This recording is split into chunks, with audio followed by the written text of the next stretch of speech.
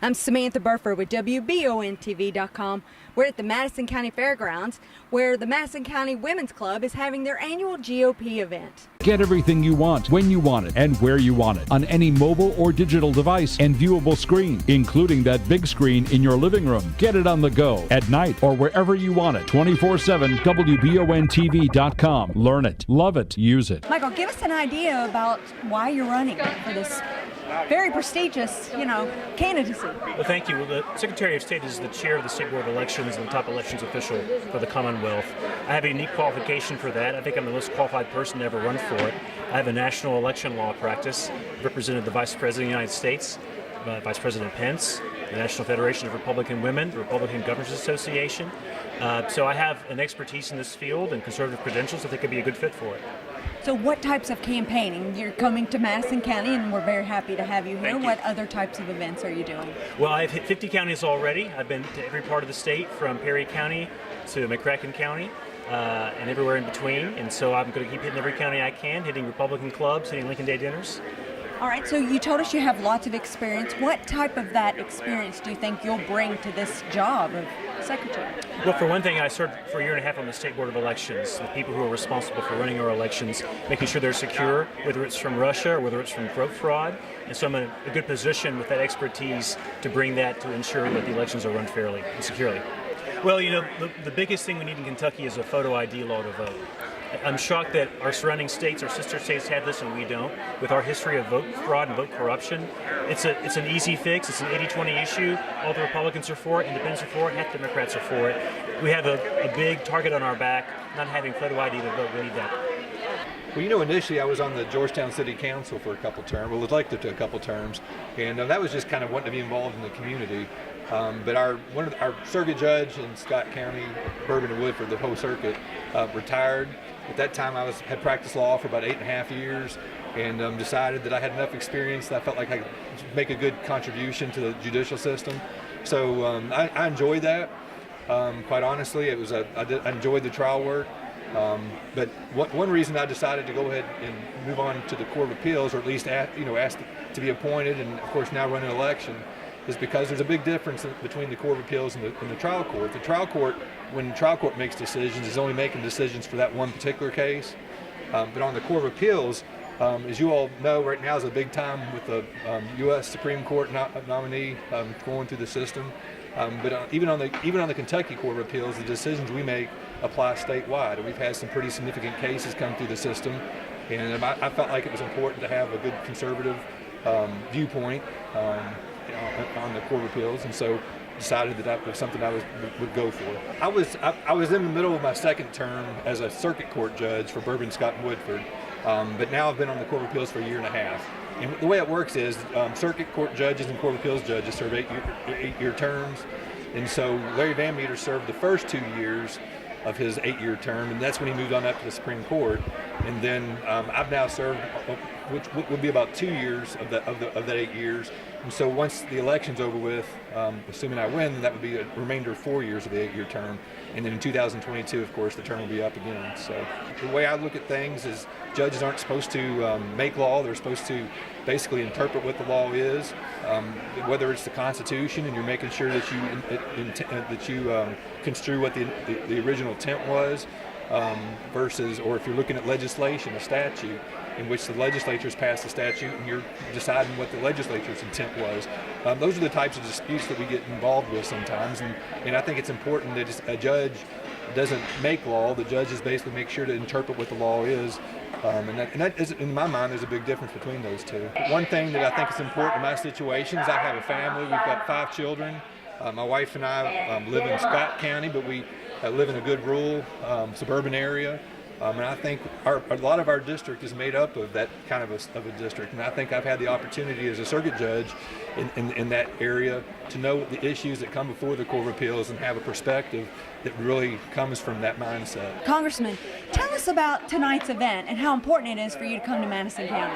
Well, it's always great to be with your supporters.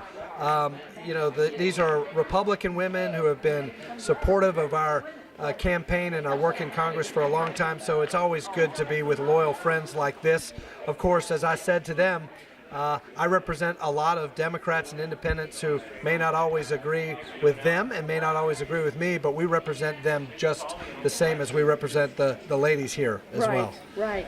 Now, you've been very busy this spring with lots of legislative things that you've passed, all kinds of stuff. So give us an idea about the Thrive and all the other stuff that you've done. Right. So, I mean, I think one of the pieces of legislative activity that I'm most proud of is the work that we're doing to combat the opioid addiction crisis in this country.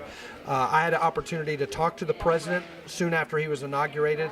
I told him about Kentucky's epidemic, the fact that we have the third highest overdose mortality rate in the country in Kentucky. 116 Americans are dying every day of an opioid overdose. So this really is a national crisis, and the president, to his credit, declared a national public health emergency, and Congress has responded with the 21st Century Cures Act and money for opioid addiction treatment there. The Comprehensive Addiction and Recovery Act. We included an amendment in that legislation to do a nationwide study to focus on best practices for neonatal abstinence syndrome. We've gotten grants for the University of Kentucky to find out ways in which we can help moms and babies who are recovering from addiction. Also, a grant for the Chrysalis House for moms and babies. In addition, we passed an amendment to the appropriations bill this year, increasing funding for the high-intensity drug trafficking area program by $26 million. And that's a big deal for Madison County because, as your viewers may know, Madison County was recently designated as a HIDTA county. I worked with Senator McConnell on that to get that designation for Madison County. That means more federal law enforcement resources to Madison County to keep these poisons out. I will say this, the Adjutant General, the Secretary of Homeland Security, a lot of congressional oversight has educated me about the importance of border security. We need to secure our southern border in this country precisely because of the opioid epidemic. Customs and Border Protection is telling us that 80% of the heroin that's coming into our country is coming through illegal importation through the southwest border. So there's a lot of solutions that go into this. And the final point which you raised is long-term addiction recovery through transitional housing. I invited Secretary Carson from HUD, the Housing and Urban Development Secretary, to come to Central Kentucky, to come to some of our wonderful organizations, faith-based organizations, like St. James Place and Shepherd's House and Revive Lifehouse, and look at some of these not-for-profit organizations that are doing wonderful work, and they just don't have resources.